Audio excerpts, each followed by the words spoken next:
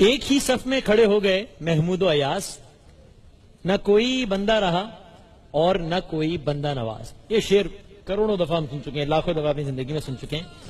ذرا اس کا back ground بتاتے ہیں آپ کو کہ کیا معاملہ کیا ہے، یہ شعر کیا ہے، اس کا بیک گراؤنڈ کیا ہے. حکیم الامت شاعر مشرق ڈاکٹر محمد اقبال کا یہ مشہور و معروف شعر آپ نے بارہا سنا ہے، جس میں انہوں نے محمود اور ایاز کے ایک ہی صف میں کھڑے ہونے کو اسلام کے ایک بہت ہی باکمال وصف یعنی کہ مساوات سے تعبیر کیا ہے.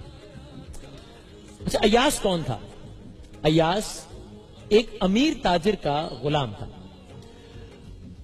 وہ تاجر کسی قرض کے بھار تلے آ گیا تھا اور قرض اتارتے اتارتے اتارتے اتارتے اس تاجر کا سب کچھ بک گیا، لیکن پھر بھی قرض ادا نہیں ہو سکا.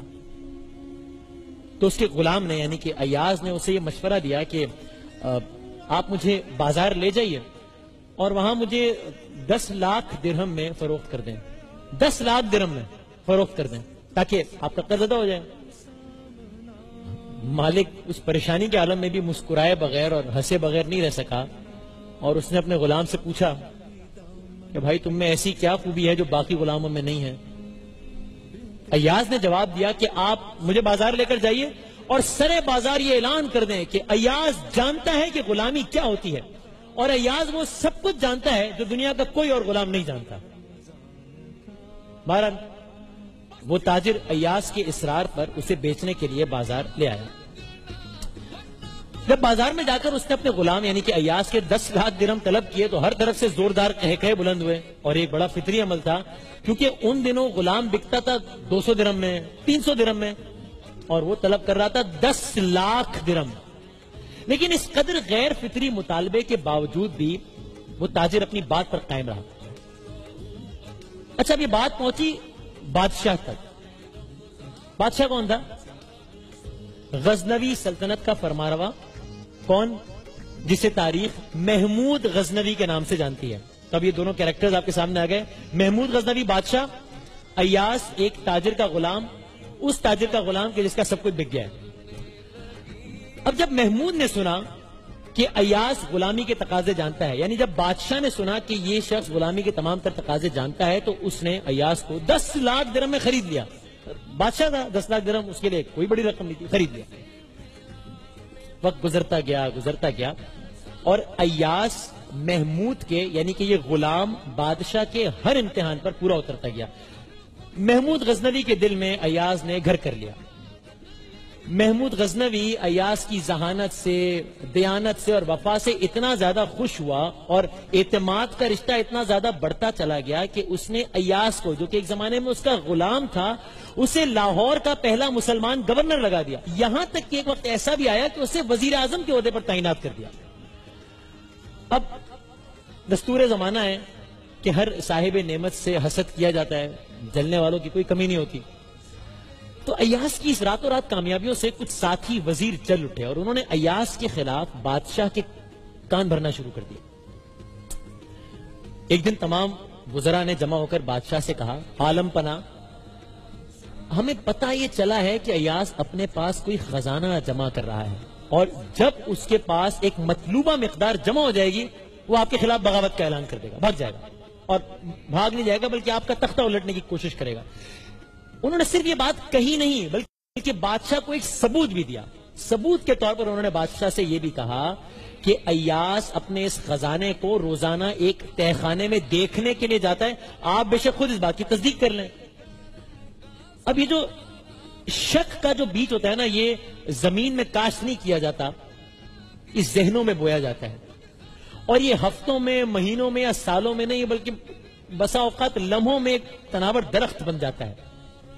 تو اس بری بلا نے یعنی کہ شک نے محمود اور ایاز کے اعتماد کی مضبوط دیوار میں بھی دراڑ ڈال ہی دی. محمود نے ایک دن ایاز کو بلایا، سامنے بٹھایا، دریافت کیا، ایاز یہ خزانہ، یہ تہہ خانہ، یہ کیا معاملہ ہے؟ ایاز نے لاکھ یقین دلانے کی کوشش کی لیکن محمود کو تسلی نہیں ہوئی. ایاز سے کہنے لگا، چلو میرے ساتھ اس تہہ خانے میں چلو. اور بالآخر ایک شام محمود غزنوی، محمود و ایاز ایک ہی صف میں کھڑے ہو گئے، محمود و ایاز. ایک شام محمود غزنوی اور ایاز ہاتھ میں چراغ لے کر اس تہ خانے میں اترے جہاں ایاز پر خزانہ جمع کرنے کا الزام تھا. تہ خانے میں داخل ہوئے. محمود نے دیکھا کہ تہ خانے میں ایک بہت بڑا پتھر پڑا ہے. اس پتھر پر ایک بہت بڑا صندوق رکھا ہے. یہ دیکھا محمود نے, اس کا شک یقین میں بدل گیا. اس کو یقین ہو گیا کہ میرے سارے وزراء بالکل صحیح بات کر رہے تھے. ایاز نے صندوق کو تالا بھی لگایا ہوا تھا. اب تو جیسے محمود کو بالکل یقین ہو گیا کہ معاملہ بڑا گڑبڑ ہے.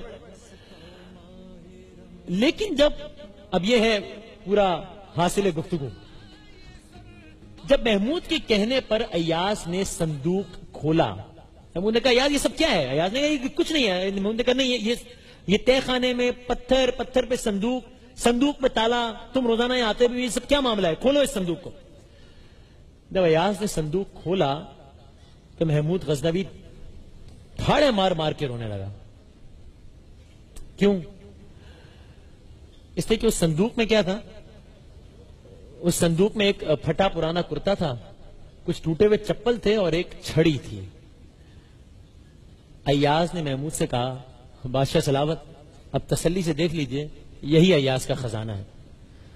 محمود نے پوچھا ایاز تو نے اسے اتنی حفاظت سے رکھا ہوا تھا اور تو اس خزانے کو دیکھنے کے لیے آتا تھا؟ ایاز نے کہا عالم پناہ, یہ حاصل گفتگو کہ عالم پناہ آج میں ایک اعلیٰ عہدے پر فائز ہوں, لیکن مجھے آج بھی بھولا نہیں ہے کہ میں کبھی گڈریا تھا. اسی چھڑی سے بکریاں ہانکتا تھا, یہی چپل پہنتا تھا اور یہی پھٹا پرانا کرتا زیب تن کرتا تھا. اب روزانہ اپنے اس خزانے کو اس لیے دیکھنے آتا ہوں کہ کہیں اپنی اوقات بھول نہ جاؤں, میں کہیں انسانوں کو کیڑے مکوڑے سمجھ کر اپنے پیروں تلے روندنا نہ شروع کر دوں, کہیں کوئی غریب میرے غرور کی بھیٹ نہ چڑھ جائے, اور کہیں تکبر اور رعونت کے نشے میں کسی بیکس کی جھونپڑی نہ جلا دوں, کہیں اپنے جاہو جلال کا چراغ روشن رکھنے کے لیے کسی مظلوم کی زندگی کا دیا نہ بجھا دوں. بس میں روزانہ یہاں آ کر اپنے ضمیر کی زنجیر ہلاتا ہوں تاکہ مجھے اپنی اوقات یاد رہے.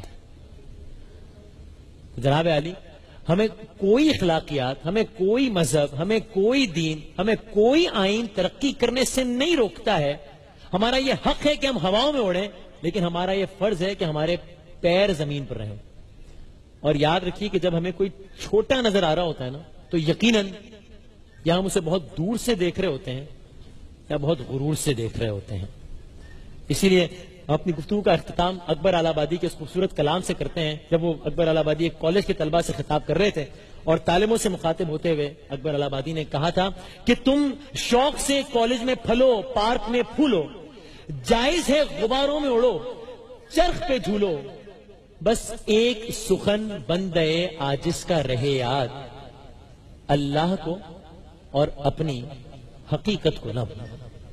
ایک وقفے کے بعد دوبارہ حاضر ہوتے ہیں انشاءاللہ.